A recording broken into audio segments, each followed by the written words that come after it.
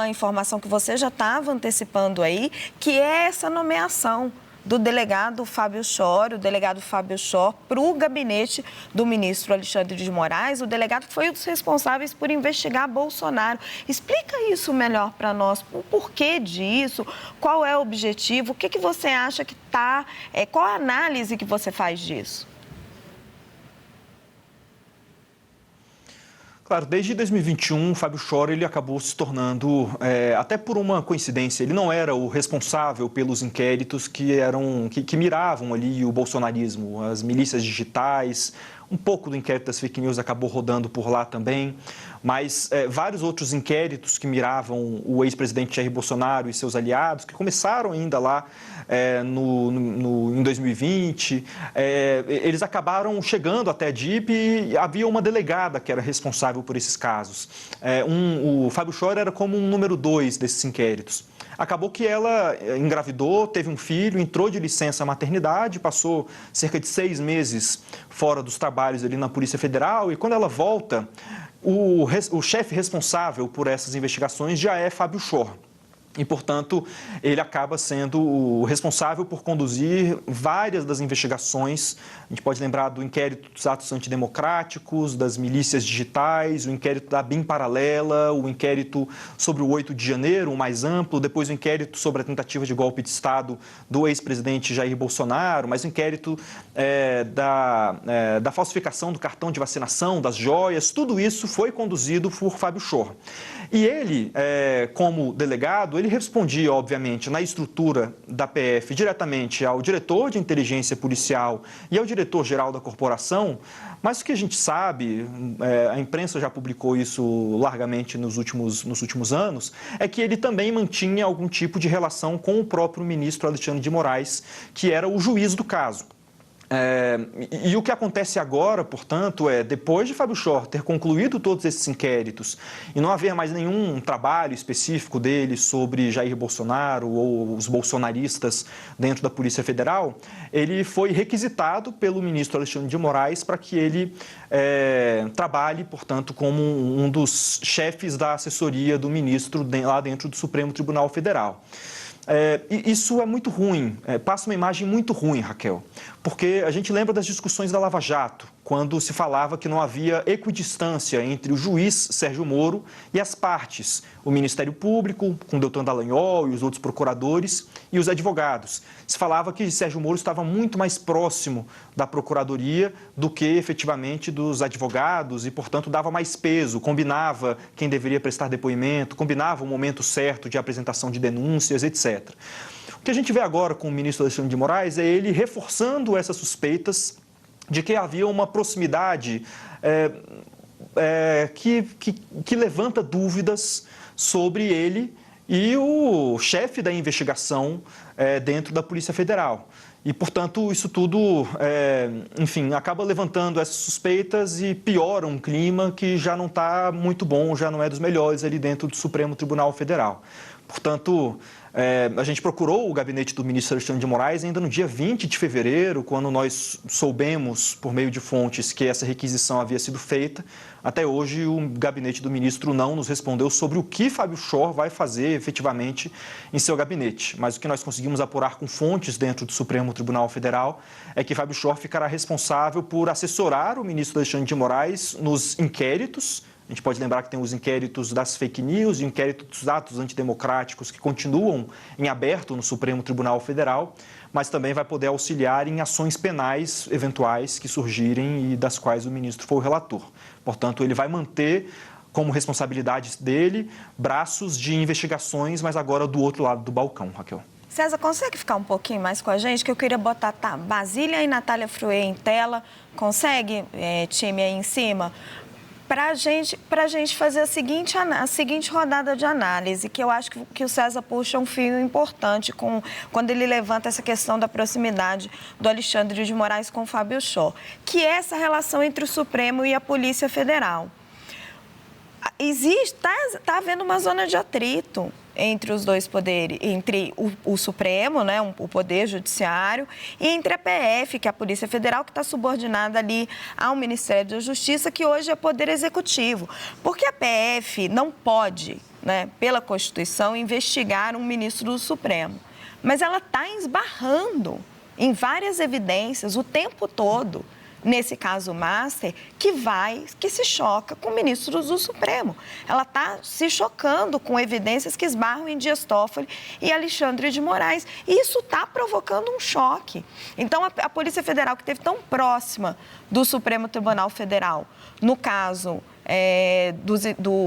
nas fake news e no caso do inquérito golpista, agora está batendo de frente com o Supremo, Basília. O que a gente vê aí é que há duas instituições com pontos de atrito por diferentes investigações, inquéritos e relatores, Raquel. Mas o que me chama a atenção também que há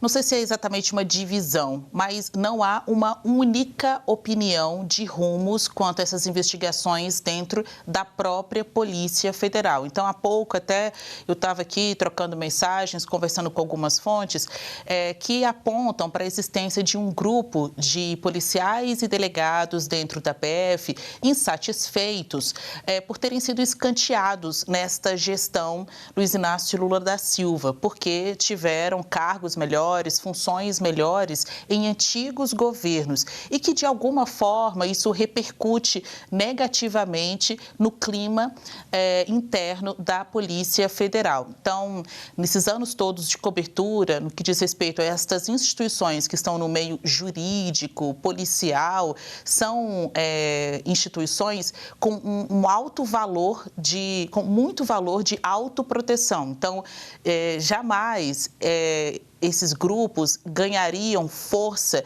para jogar a imagem da Polícia Federal no lixo.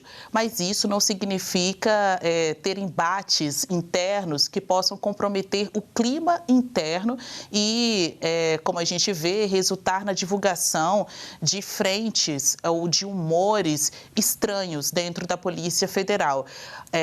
A cúpula da PF hoje, comandada por Andrei Rodrigues, que é muito alinhado com o presidente Luiz Inácio Lula da Silva, que tem uma boa relação com o ministro Alexandre de Moraes, aparenta ter controle sobre a corporação. Mas nem por isso tem conseguido apaziguar todos estes grupos de insatisfação. Então, tem algumas informações que estão sendo divulgadas por meio de vazamentos para gerar movimentações, tanto de cargos quanto promoções dentro da instituição, e isso sem inibir impactos também políticos e eleitorais. Então, eu volto a dizer, as fontes da PF dizem não há uma divisão. A PF não está rachada, mas existem grupos dentro da instituição que seguem chateados por terem sido escanteados na atual gestão em detrimento de governos anteriores. E a gente está falando de uma PF que ganhou muita notoriedade nacional por uma série de operações, fases contra os detratores da democracia naquele 8 de janeiro. Uma PF que fez um relatório que, junto, claro, com a Procuradoria-Geral da República, levou à condenação de um ex-presidente da República. E a gente nunca pode esquecer que estamos em ano eleitoral. Há uma disputa entre instituições, STF e PF, mas também há esse clima de animosidade dentro da própria corporação policial. Obrigada, Basília. Eu quero ouvir o César de novo e aí eu vou fechar essa análise com a Natália Fruet. César, será que nós estamos falando de uma crise entre as duas instituições ou são várias facetas ou panelas dentro dessas instituições? E será que tem um único Supremo? Porque parece que tudo muda quando André Mendonça assume a relatoria do caso Master. Me parece, Raquel, que há, por motivos diversos, insatisfações diversas e é importante colocar no espaço-tempo cada uma delas. Assim, teve uma insatisfação que ficou muito grande ali em praticamente todos os ministros do Supremo sobre aquele relatório que foi enviado pela PF ao ministro Edson Fachin, falando sobre as supostas relações que Daniel Vorcaro mantinha com o ministro Dias Toffoli, relações comerciais, mas também alguma relação de proximidade entre os dois. Aquele relatório foi muito mal visto dentro do Supremo Tribunal Federal pela maioria dos ministros, por causa do cruzamento de dados, por causa de elementos que mostravam que a Polícia Federal efetivamente investigou um ministro do Supremo, apesar de dizer que aquilo não era uma investigação, como aquilo não foi um encontro fortuito de provas, os ministros do Supremo viram com muita insatisfação esse movimento do diretor-geral da Polícia Federal, Andrei Rodrigues, e de seus subordinados ali dentro da corporação. Esse é um ponto. Mas tem outro ponto também. O ministro André Mendonça, ele tem desenvolvido um canal direto de comunicação com a equipe da Polícia Federal responsável pela investigação. Se a ideia é fazer a compartimentação, como eu vinha falando, para que informações sigilosas não sejam repassadas, por exemplo, ao diretor-geral da PF, o ministro André Mendonça acabou desenvolvendo uma relação direta com a equipe responsável pela investigação na PF. Já foram feitas 2 reuniões entre o ministro e integrantes do seu gabinete e esse pessoal da PF, e uma terceira está sendo marcada, uma expectativa de que essa reunião ocorra ainda nessa semana ou no início da próxima. O fato do ministro ter criado esse canal direto tem sido muito mal interpretado por integrantes do Supremo, mas também pelo Procurador-Geral da República, Paulo Gonet, e seus aliados ali dentro da PGR, porque eles veem nesse movimento uma forma de alijar a PGR e desenvolveu uma relação muito próxima que, na visão de alguns integrantes da PGR, poderia remeter a um passado não tão distante, uma referência que essas fontes fazem à própria Lava Jato. Então, há, nesse caso, uma relação de confiança que vem sendo estabelecida pelo ministro André Mendonça com os investigadores, mas uma relação de desconfiança de outros atores públicos dessas instituições com essa relação de confiança que está sendo estabelecida. Algo parecido também, de certa forma, foi feito pelo ministro Alexandre de Moraes com o próprio delegado Fábio Schor, que agora vai para o seu gabinete e que também mantinha um canal direto com o próprio ministro do Supremo nas investigações relacionadas ao ex-presidente Jair Bolsonaro. Portanto, são tantas coisas, são tantas relações sendo construídas e são tantas pessoas que veem as relações sendo construídas com maus olhos, que me parece um cenário muito difuso, sabe? Não me parece que há uma relação institucional de desconfiança. Pessoas desconfiando, instituições desconfiando de outras instituições. Mas o que parece é que determinados ministros têm desenvolvido determinadas relações com determinadas pessoas de outras instituições. Isso tem gerado insatisfação com outras pessoas e vai gerando um ambiente um pouco conflagrado, sabe? O que parece é que há uma sucessão de fatos, nesse caso relacionado ao Banco Master, que fazem com que cresçam as insatisfações avulsas de integrantes de Polícia Federal, Supremo Tribunal Federal e PGR.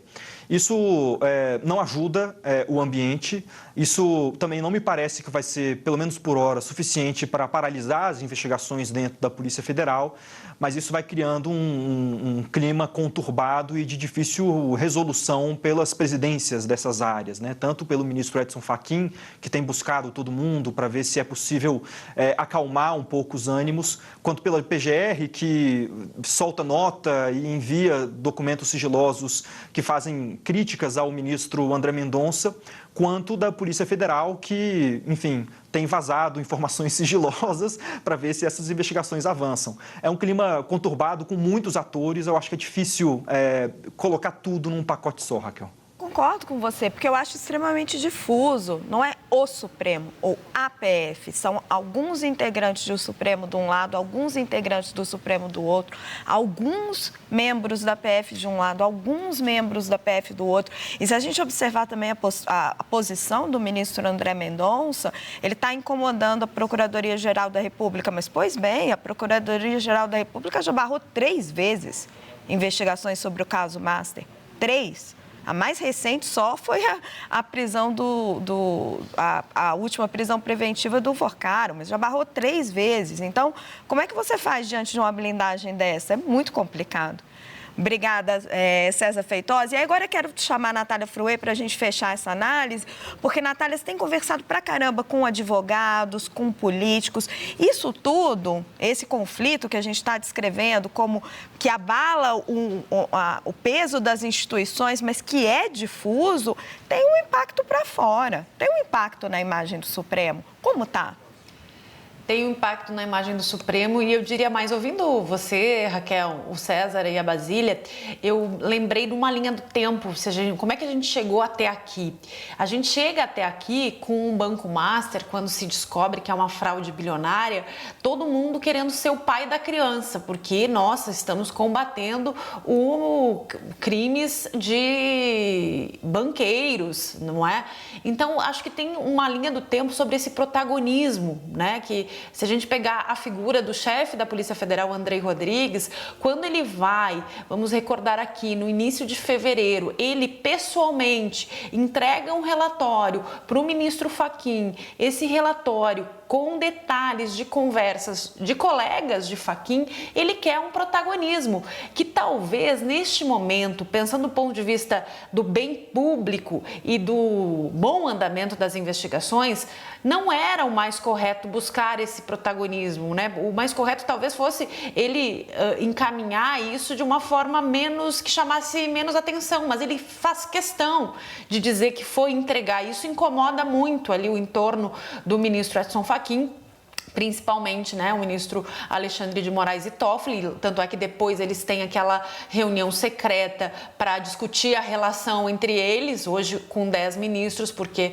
o presidente Lula ainda não conseguiu fazer a indicação de Jorge Messias, mas fato é que, me parece, essa briga para o protagonismo num escândalo bilionário também acaba prejudicando a instituição, as instituições, porque hoje é uma Polícia Federal com várias e vários Supremos, eu diria assim, né? Não existe só uma Polícia Federal e só um Supremo. Eu acho que a gente está falando de dentro dessas instituições, vários núcleos que hoje estão duelando, Raquel.